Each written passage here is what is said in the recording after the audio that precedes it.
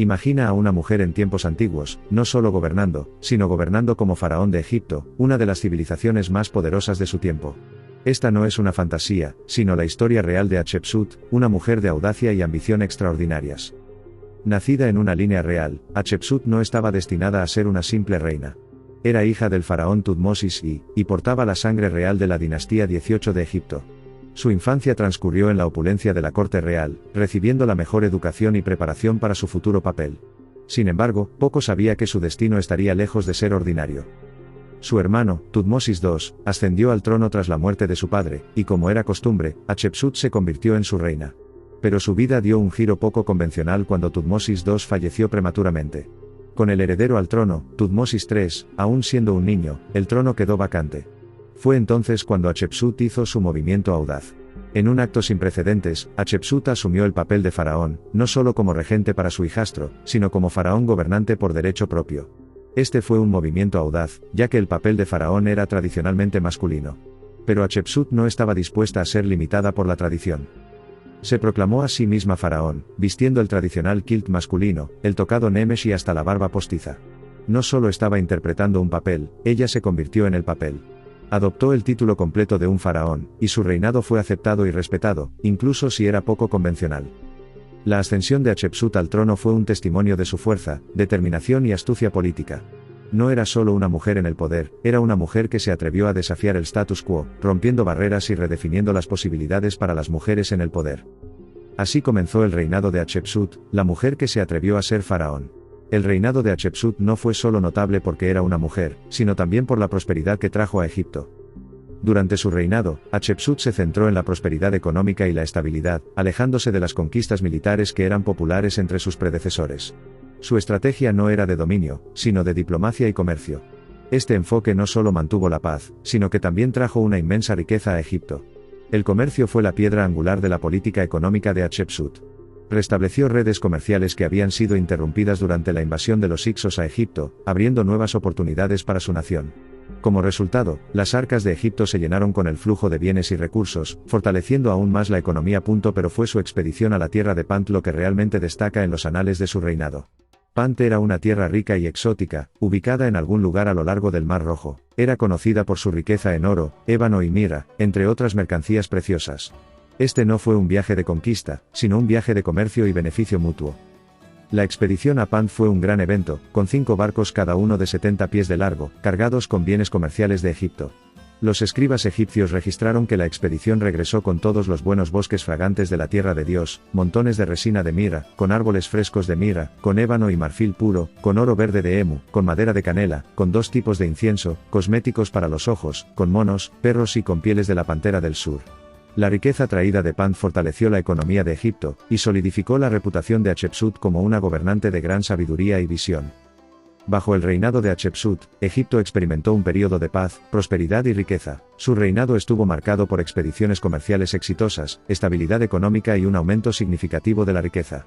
Fue una edad de oro que vio a Egipto no solo sobreviviendo, sino prosperando en un mundo que era impredecible y a menudo hostil. Bajo Hatshepsut, Egipto no solo sobrevivió, prosperó. No se puede hablar de Hatshepsut sin mencionar las estructuras monumentales construidas durante su reinado. La brillantez arquitectónica del reinado de Hatshepsut es un testimonio de su visión y ambición.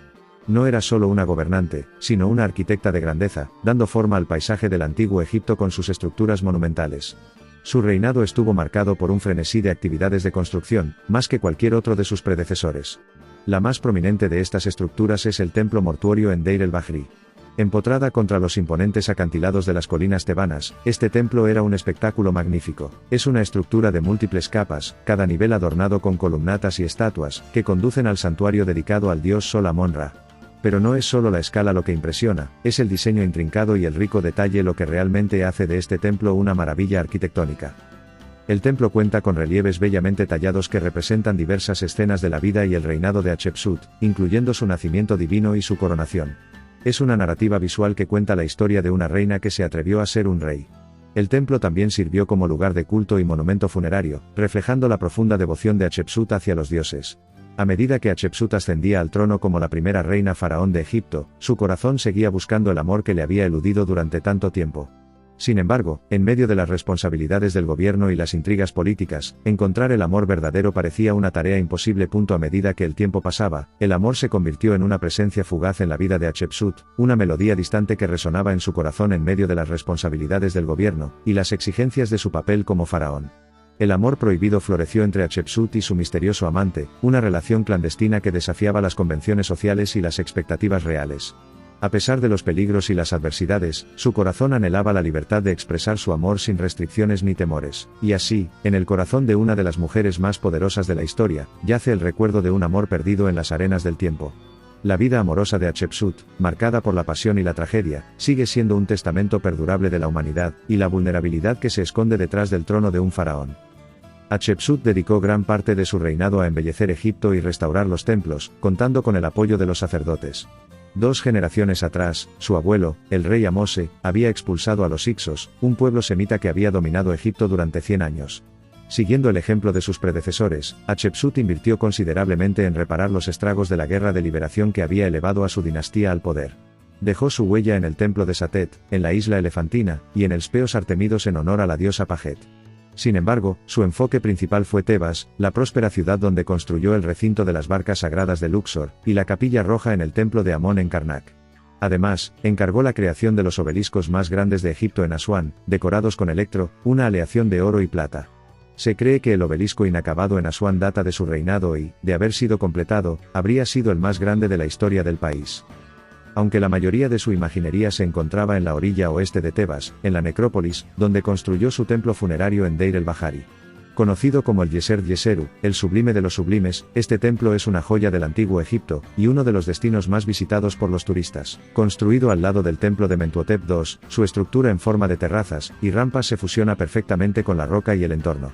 Uno de los misterios del templo es un sector sellado en la pared que muestra a Hatshepsut en una actitud amorosa hacia Senenmut, su arquitecto favorito, lo que sugiere un vínculo íntimo entre ambos, a pesar de ser prohibido por su linaje.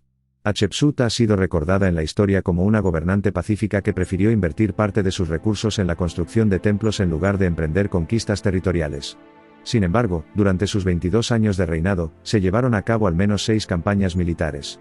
Es importante destacar que la mayoría de estas campañas fueron más bien escaramuzas o medidas disuasorias destinadas a evitar ataques de los pueblos fronterizos hacia Egipto.